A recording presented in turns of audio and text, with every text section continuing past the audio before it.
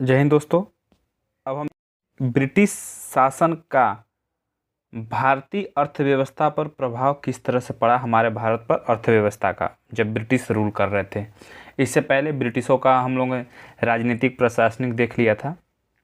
देखते हैं, धन निष्कासन के सिद्धांत का प्रतिवादक किसने किया था? दादा भाई नौरोजी ने किया था। वर्ष 1892 में लिबरल पार्टी के टिकट पर ब्रिटिश हाउस ऑफ कॉमन्स में चुने जाने वाले पहले भारतीय कौन थे? दादा भाई नौरोजी थे, लिबरल पार्टी के टिकट पर। Poverty and the un British rule in India नामक पुस्तक किसने लिखा था? दादा भाई नौरोजी ने लिखा था। यह विचार किसने दिया था कि भारत में ब्रिटिश आर्थिक नीति घिनौनी है? कार्ल मार्क्स ने दिया था। यह विचार दिया था जो भारत में ब्रिटिश आर्थिक नीति है वो क्या है? घिनौनी है। अगला देखते हैं,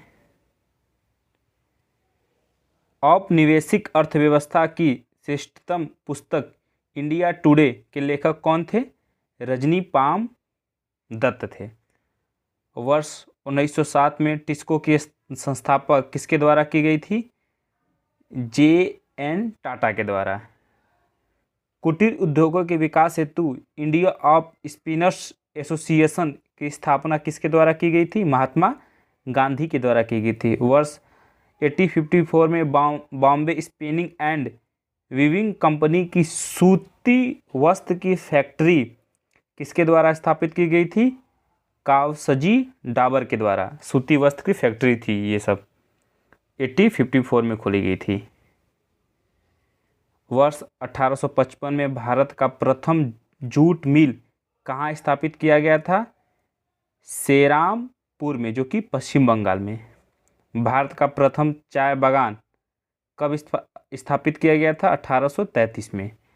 प्रसिद्ध इतिहासकार K.M.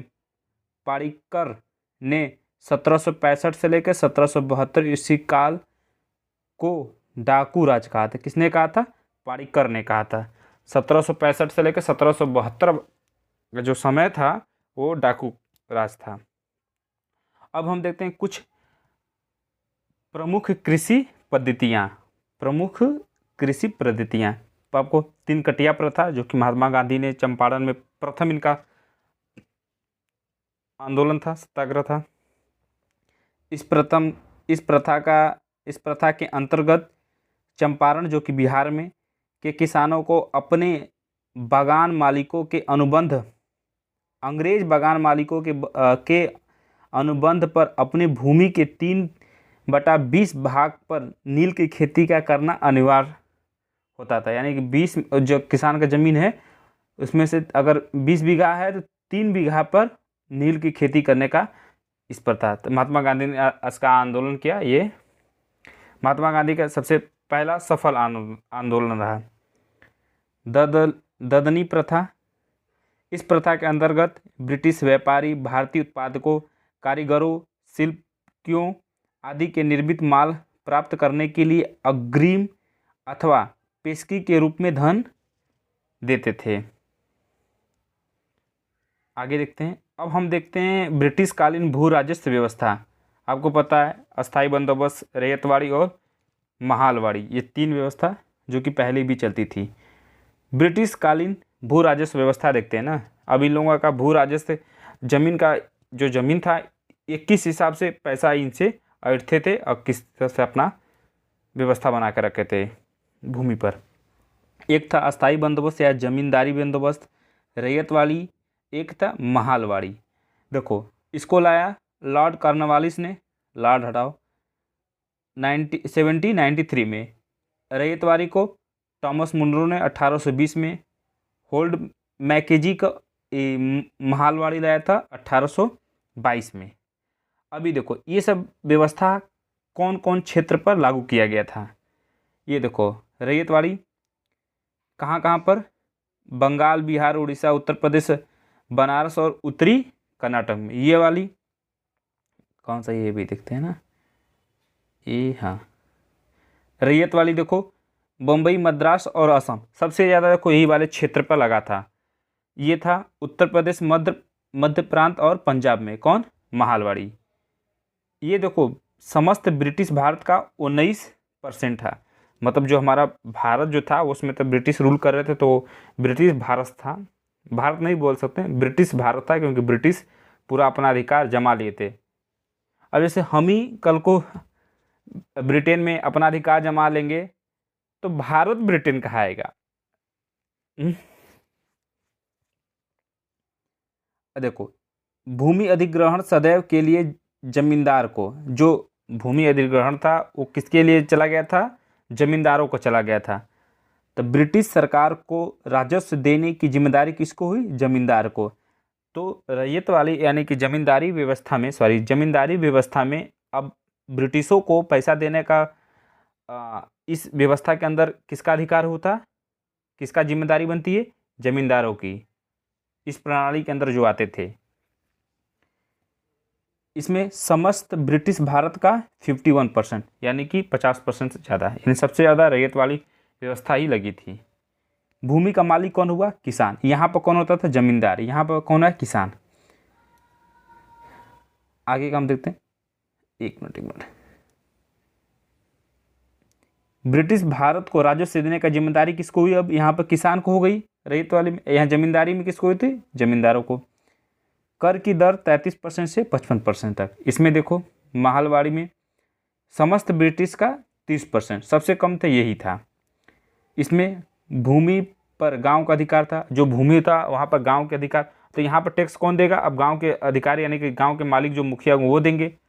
ब्रिटिश भारत को राजस्व देने का जिम्मेदारी किसको हुई, समस्त गांव के मुखियाओं को। अब इनका प्रभाव देखते हैं। कर की दर कितने परसेंट तक, 60% तक थी। इनका प्रभाव देखते हैं ये तीनों का। पारंपरिक अर्थव्यवस्था का विघटन, कृषकों की दरिद्रता, कृषि में ठहराव तथा अवनति, पुराने जमींदारों का उन्मूलन तथा नए जमींदारों का उदय, नए जमींदार पैदा होने लगे थे, इसमें मार हो गए थे नए। कृषि का वाणिज्यकरण, वह कौन सी भू राजस्व व्यवस्था थी जो सर्वाधिक ब्रिटिश क्षेत्रों पर लागू की गई थी, रैयतवाड़ी, जो कि 51%। इसके मालिक कौन होते थे, कृषि होते थे। अस्थाई बंदोबस्त का सिद्धांत किससे संबंधित है, भू राजस्व के निर्धारण पर। रैयतवाड़ी, अस्थाई बंदोबस्त हो चाहे रैयतवाड़ी हो चाहे ये थे, तीन व्यवस्था थी। भारत में रेलवे का जनक, देखो बहुत इंपॉर्टेंट ये टॉपिक है, ये आता भी है। लॉर्ड डलहौजी को भारत में रेलवे का जनक माना जाता है। डलहौजी के प्रयत्नों के कारण ही महाराष्ट्र में, देखो सबसे पहला किस राज्य में, महाराष्ट्र में सन 1853 में बम्बई से थाने तक प्रथम रेल चलाई गई थी। कहाँ से, बम्बई से थाने तक, महाराष्ट्र में चलाया गया था, बम्बई से थाने तक 1853 में। रेलवे का जनक कौन है, Lord Dalhousie. Governor general Warren हेस्टी ने फार्मिंग सिस्टम का प्रारंभ भू राजस्व की वसूली के लिए किया था। फार्मिंग सिस्टम का प्रारंभ किया था कौन, वारेन हेस्टी ने किया था। ये देखो हमारा क्या हो गया, ऐसे ये होगा ब्रिटिश भारत का हमारे अर्थव्यवस्था का मुख्य सोर्स किसानों के पास ज़्यादा तो था नहीं भाई, फैक्ट्री उक्ट्री, बस इनका क्या था, ज़मीन हम लोगों के पास था। कृषि, किसान अभी भी कृषि प्रधान देश है, क्योंकि अभी भी यहाँ पर 50% से अधिक कृषि लोग हैं। ये उनकी तीन व्यवस्था थी।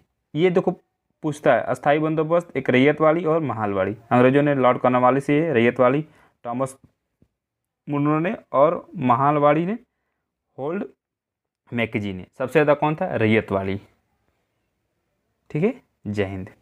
अगले वाले में अगला टॉपिक।